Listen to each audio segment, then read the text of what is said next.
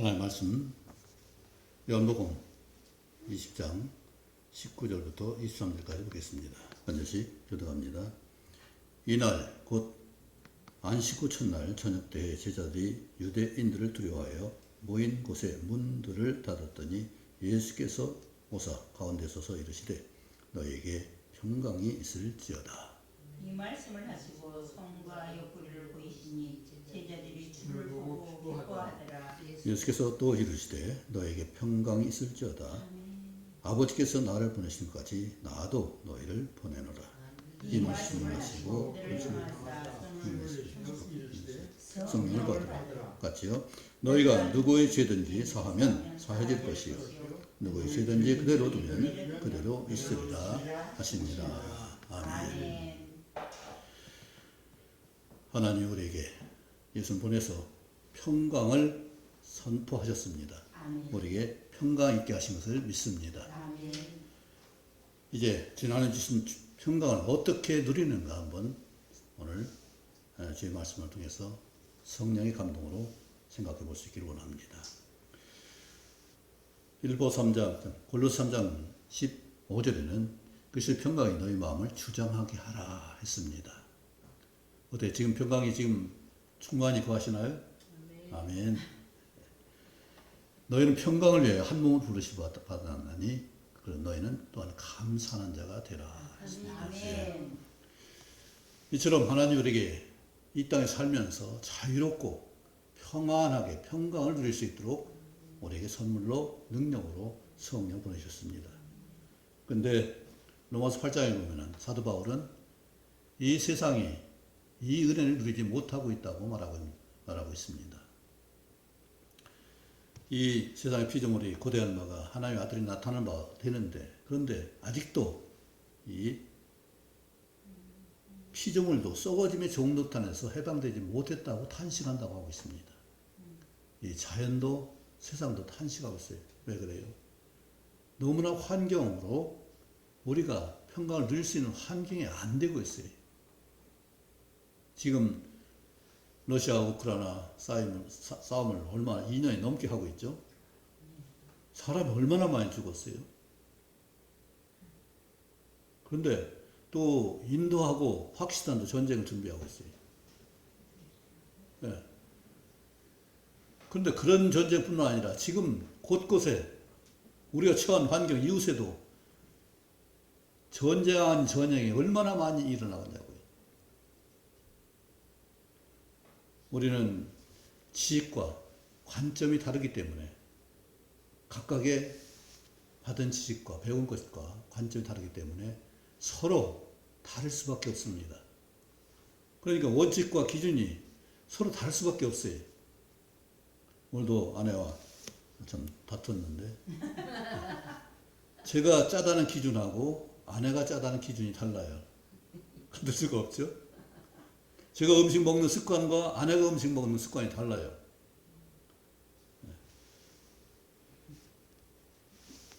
이런 것들이 하나가 되지 못하는 것은 서로 고집하기 때문에 그렇죠. 나는 좀 싱거운 걸 원하고 아내는 좀 맛이 드는 짭짤한 것을 원하는데 이게 그리고 습관도 마찬가지죠. 저는 먼저 물을 먹습니다. 국물을 먼저 마셔요. 왜냐하면 김치국을 먼저 마시잖아요. 음식을 먹을 때 기본적으로 내 안에 위에 있는 것을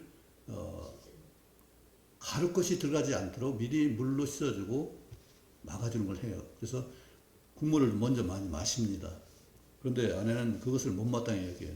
대부분 국물을 수저로 마셔서 참 밥과 이제 음식물을 씹어서 잘 삼키기 위해서 먹는 것이지 그냥 마시는 거 생각을 안 해요. 저는 그런데 음식 씹는 것은 물로 삼키기를 원치 않아요. 그냥 삼키는 걸 원치 않아요. 잘 씹어서 삼키를 원하지. 그래서 물 말아 먹는 걸 저는 싫어해요. 왜냐하면 잘 안 씹어서 먹기 때문에 잘 씹어서 먹으려면 지난번 모임이 있어서 음식 먹는데 저는 따로 밥 따로 국 따로 먹는다고 했습니다. 그러니까 웃더라고요. 어쨌든 우리는 이런 자기 관점이 다르고 지식이 달라요. 그러니까 달 수밖에 없어요. 그런데 이것이 이익과 관계되면 어떻게 돼요? 이해관계가 안 되고 이익과 관계되면, 이해관계가 얽히면은 싸움밖에 안 돼요. 우리나라 현실도 그렇잖아요. 이해관계가 얽히니까 싸우는 거예요. 나라도 마찬가지. 러시아가 크림반도를 먼저 속임수로 뺐었어요. 우크라이나가 용납을 안 되잖아요.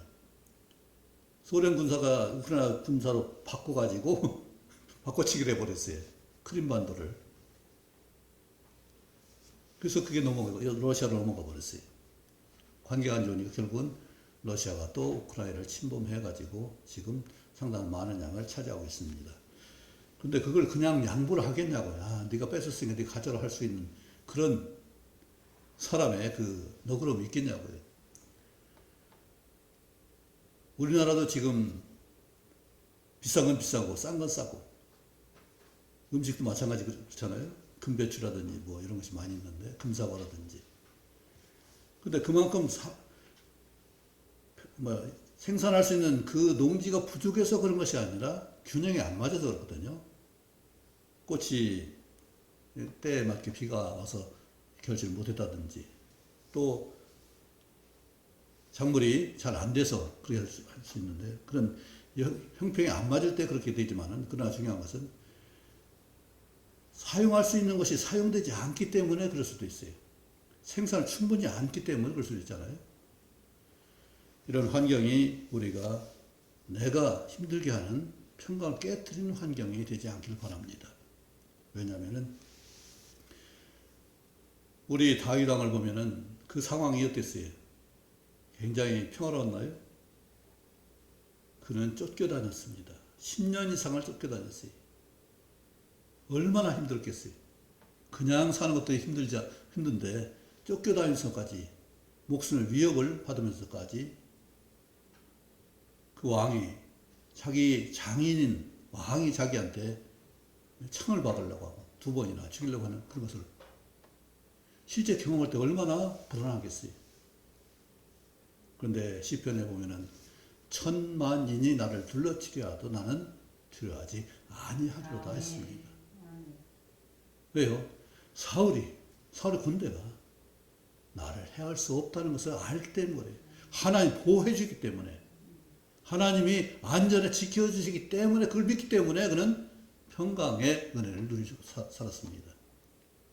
환경이 그렇게 된 것이 아니라 하나님 보호하신 것 가운데서 평강을 누리고 있어요. 오늘도 말씀 보면은 예수님이 제자에 두려워하는데 문을 딱 닫았어요. 벽을 다 쳤어요. 그런데 주님이 벽 사이 벽을 통과해서 문도 열지 않고 벽도 열지 않았는데 그대로 통과해서 제자들 앞에 서서 너에게 평강이 있을지어다 합니다. 아멘. 이런 말씀이 어떻게 나올 수 있겠어요? 그 두려워 떠는 가운데 예수님 죽으셨는데 그리고 죽음 부활했다고 하는데 그것을 아직 확인 못했는데 오전에 새벽에 여인들이 가서 보니까 예수님 죽음이 없는 거예요. 그래서 마리아가 울며 정말 애타게 찾았는데 예수님 부활하신 걸 믿었다면 그렇게 안 울었겠죠. 그렇게 찾지 않았겠죠. 오히려 환영 퍼레이드를 하려고 준비해가지고 꽃다발이든 뭐든지 다 준비했을 거예요. 그런데 부활을 상상도 못했기 때문에 그 마음의 애통함만 간절해서 저였던 것을 기억합니다. 그런데 주님께서 그들에게 오셔서 두려워하는 그들에게 너에게 평강이 있을지어다 귀한 은혜의 말씀을 우리 주셔서 평강을 선물로 주시고 계십니다. 이 평강이 우리에게 온전하게 누려지길 원합니다. 그래서 또 이 말씀 하시고 나서 그 다음에 이 놀라운 평강을 전하라고 말씀하셨어요. 21절 같이 읽어볼까요? 시작. 예수께서 또 이르시되 너에게 평강이 있을지어다. 아버지께서 나를 보내신 것 같이 나도 너희를 보내노라. 놀라운 하나님의 은혜가 내가 진정으로 평강을 누리고 있다면 너도 그것을 나처럼 나누어라. 나처럼 전해라. 이것을 말하고 있잖아요. 다른 사람에게 나의 평강을 나눌 수 있고 전할 수 있는 그 평강을 우리가 누릴 수 있기를 원합니다. 사도 바울이 어떻게 했어요? 사도 바울이 고린도후서 4장에 보면은 우겨쌈을 당했다고 했어요. 또 고린도전서 15장에 보면 날마다 죽는다고 했습니다. 상황이 어때요? 평강이 보여요, 안 보여요? 그런데 그러함에도 불구하고 사도 바울은 내 몸의 보배를 질것 같은 내 몸의 보배를 담았기 때문에 그 보배를 지켜주시는 분은 하나님이고 또 이 보배가 다른 사람이 얼마나 복된 것이 됐냐. 내가 평강을 누릴 뿐 아니라 다른 사람 평강을 누리게 하는 이것을 말씀하고 있습니다. 이처럼 우리가 사도 바울이 겪었던 여러 환경, 그 죽음의 환경 가운데서도 그는 생명의 복음을 전했고 평강의 복음을 전했고 자유의 복음을 전했습니다. 오늘 이처럼 귀한 하나님의 선물을 받고 이것을 어떻게 우리는 같이 내가 누릴 수 있고 내가 또 전할 수 있고 함께 할 수 있을지를 한번 생각해 보겠습니다. 평강을 깨는 것이 뭘까요? 다툼이 왜 생겨요?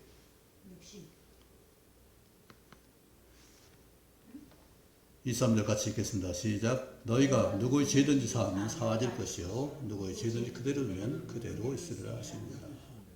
용납이 안 되면은 우리는 평강을 누릴 수 없습니다. 우리 부부 사이라 할지라도 완전 생각이 다른데 용납이 안 되면은 거기는 평강이 있을 수가 없어요. 관점과 기준이 다르기 때문에 우리는 용납의 기준을 보지 않으면 다툴 수밖에 없습니다. 나는 짠데 그게 뭐가 짜냐? 나는 안 짠데 왜 짜자고 하냐? 짜고 안 짜고 이렇게 갈등이 심해질 수가 있어요. 그러니까 습관이 내 습관이 나쁘다는 얘기예요. 국물을 먼저 마시는 습관이 나쁘다는 거예요. 국물 나중에 먹어야지.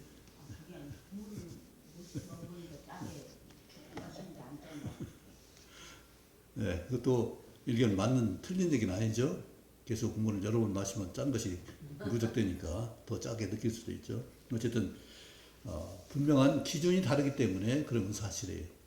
다른 것을 똑같이 우리 맞추기는 어렵겠지만은 서로의 관점에 맞춰서 내가 중요한 것, 상대의 중요한 것, 그걸 나는 내 것을 고집, 상대한테 요구하는 것 고집하고 그렇게 해달라는 것이 아니라 나는 이렇게 대접받고 있다는 것을 알게 하는 것을 말하고 있죠. 얘기가 다른 데로 가지만은 용납이 안 되기 때문에 우리는 이처럼 평강을 누리지 못합니다.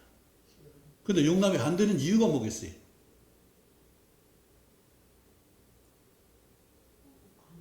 관점과 기준이 달라서 그렇죠. 그건 우리가 이미 배운 선입견, 선지식이 나를 지배하기 때문에 그래요. 내가 선지식에 의해서 날 관점을 보거든요. 우리 많은 경우에 음식을 먹을 때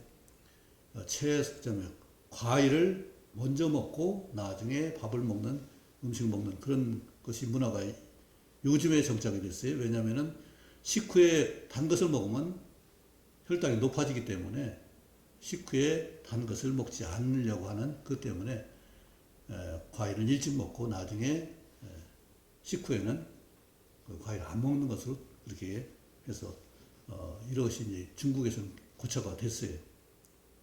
그러나 이제 우리 습관은 식후 입가심을 위해서 뭔가 작은 것을 먹는 것을 좋아하기도 하고, 그런데 지식적으로 그것을 못 받아들이는 분들은 지금도 서로 싸웁니다.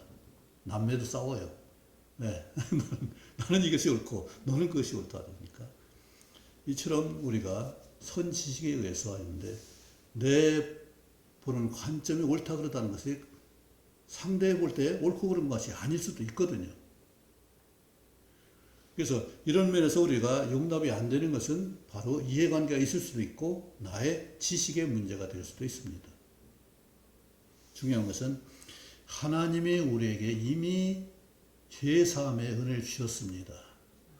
그렇다면 우리는 누구의 죄도 내가 정죄할 수가 없어요. 예수님이 용서한 것을 내가 어떻게 다른 사람한테 너는 죄인이다 말할 수 있겠어요? 우리는 누구도 정죄할 수 없습니다. 예수님이 땅에 오셨어도 정죄하지 않으셨어요. 은혜를 말씀하셨고 은혜를 우리에게 베풀어 주셨어요. 긍휼을 말씀하셨어요. 정죄가 아니라 긍휼, 체휼을 하셨어요. 실제 우리 아픔 가운데 들어오셨어요. 죄 가운데 들어오셨어요. 그런데 예수님은 죄가 없었고 실수를 하지 않으셨습니다. 그래서 온전한 몸으로 우리 죄값을 치르셨고 죄의 짐을 짊어지셨어요. 그래서 십자가 죽으신 거잖아요. 이처럼 주님은 우리와 함께하기 위해서 우리를 용납해서 우리에게 오셨고 내 짐을 짊어지셨는데 우리는 전혀 다른 용납하지 못하는 생각을 가지고 있어요. 나와 다르면 적이고 나와 다르면 틀린 것이고 우리는 어떤 기준이 다르면 그것이 용납될 수 있어야 돼요. 그런데 죄를 사하면 사해지는 이 역사를 우리는 아직도 내 속에 용납하지 못하는 것이 있는가 하면 돌아올 수 있기를 합니다.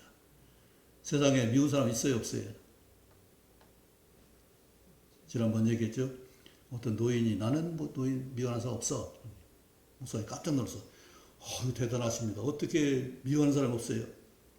저도 미워하는 사람 있는데. 그러니까 그 할아버지가 미워하던 사람 다 죽었어.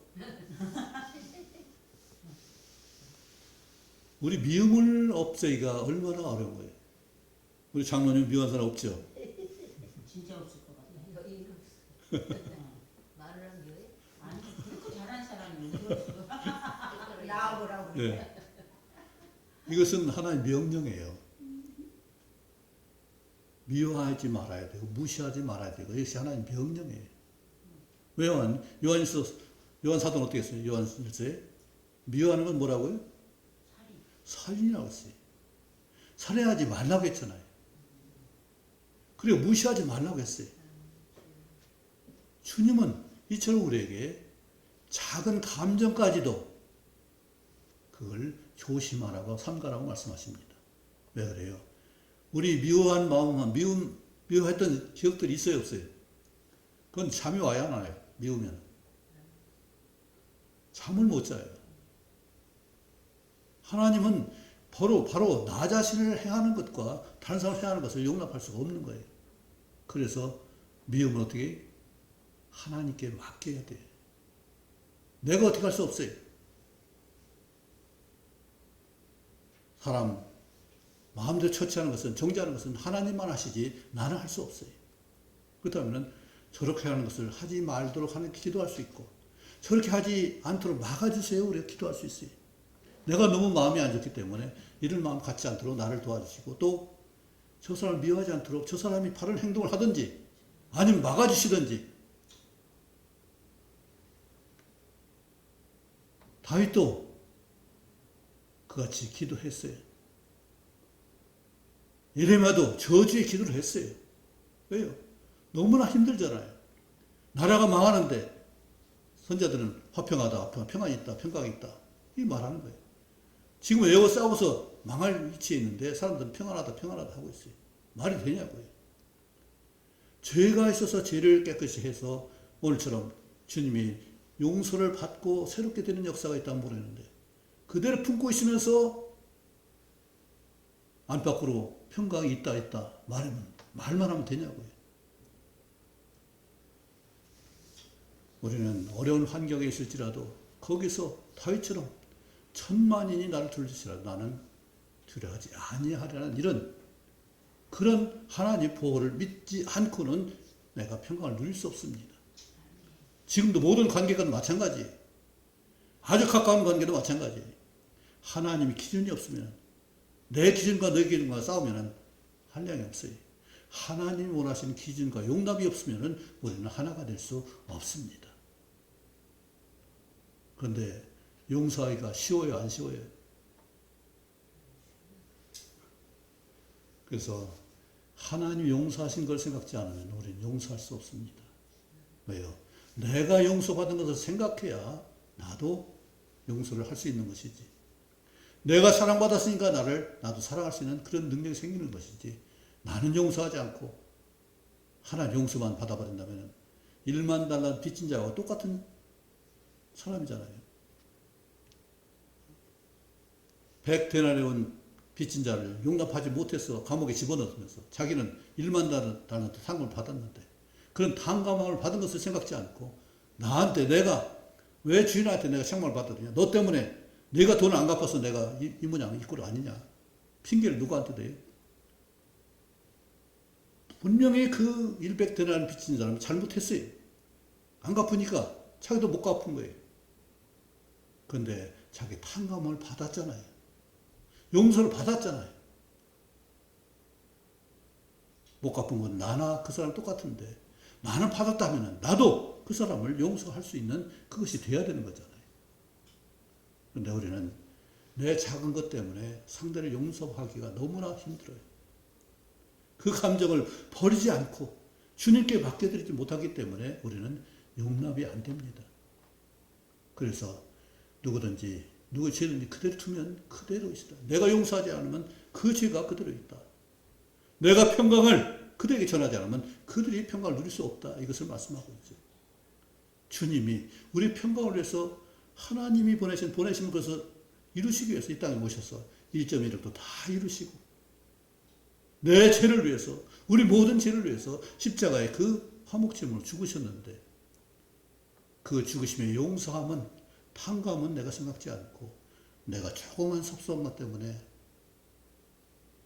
우리가 분노하고 미워한다면 하나님이 얼마나 섭섭하실까? 얼마나 안타까우실까? 나는 너한테 억만 금을 탕감해 줬는데 너는 그거 조그만 것 그걸 용서하기 그렇게 어려우냐? 그럴지라도 하나님은 긍휼의 하나님이에요. 용서의 하나님이십니다. 엊그제 어떤 자매가 자기 이름에 대해서 안 좋다. 어질린 자로 쓴 인자라는 말, 인자라는 어질린 자보다는 어질 현자가 좋다. 발음상은 아마 현자가 좋을지 모르겠어요. 그런데 뜻은 전혀 다릅니다. 어질 현자는 어질린 자하고 뜻은 비슷하지만 자기 삶에 총명한 사람이 어질 현자예요. 재물을 잘 관리할 수 있고 관계를 잘 할 수 있는 사람이 어질 현자예요. 그거 쓰는 것이. 왜냐하면 밑에 조개패가 들어가죠. 이처럼 자기의 관계된 것을 잘 관리하고 이런 관계를 잘하는 것이 어질 현자예요. 그런데 어질 인자는 둘이 하나 되게 하는 거예요. 그래서 인자하신 주님은 뭐예요? 어질 인자를 쓰셔요. 사랑할 자를 쓰셔요. 둘이 하나 되게 하는 것. 바로 오늘 우리에게 하나님이 이 사랑의 기능을 주셨는데 자유와 평강을 주셨는데 이걸 누리려면은 관계가 정말로 온전해야만 돼요. 관계가 아직도 서로 다른 기준이 있고 다른 원칙이 있고 다른 지식이 있다면은 다른 관점이 있다면 하나 되는 것은 유언해요. 우리 정치생활 보면 아주 확연하죠. 그들 아마 영원히 함께 하는 것은 어려울 것 같아요. 왜? 관점이 다르잖아요. 지식 기준이 달라요. 원칙이 달라요. 그러나 하나님은 우리의 주님이 우리 머리가 되시고 교회의 머리가 되셔요.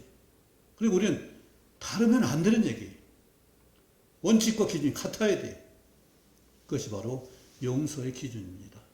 하나님 우리를 용서해 주셨습니다. 용서하라 이것을 말씀하고 있죠. 용서하기 위해서는 어떻게 해야 돼요? 내가 능력이 있어야 용서할 수 있어요. 상대의 용서를 빌 때 내가 용서할 수는 내가 아직도 그 섭섭한 마음을 가지고 있으면 용서가 될 수가 없는 거잖아요. 그런데 주님이 나를 용서하셨고 또 주님이 나를 사랑하셨습니다. 주님이 갈라디아 5장 1절에 자유를 위해서 불렀다고 했어요. 자유는 어떻게 와요? 그냥 오는 것이 아니라 갈라디아 5장 13절에 사랑으로 서로 종노릇해야 자유를 누리시라고 말하고 있어요. 갈라디아 6장에서는 너의 짐을 서로 지라고 했어요. 우리가 서로 짐을 진다는 것이 얼마나 힘든 일이에요. 내 짐도 힘든데 어떻게 남의 짐을 지냐고요. 그런데 주님께서 내가 원하고 기도하면은 주님께 도우시는 힘을 주시기 때문에 가능한 일이죠. 내 마음이, 내 환경이, 내가 그럴 만한 그릇이 되는 것이 아니라 하나님 도우시면은 환경도, 내 속 마음도 평강을 우리가 주장할 수 있는 은혜가 되는 줄 믿습니다. 다윗이 환경을 이기고 사도 바울이 그 환경, 에워싸는 환경을 능히 이기고 그 전도 사역을 그렇게 훌륭히 감당했던 것처럼 환경은 어렵지만은 그 환경을 극복해서 내가 오히려 하나님의 은혜를 받고 나갈 수 있고 내 속에 있는 평강을 패하는 요소들, 마음에 용서하지 못하는 것들을 해결한다면 우리는 좀 더 평강 가운데서 다른 사람을 용납할 수 있고 그에게 사랑의 수고를 할 수 있습니다.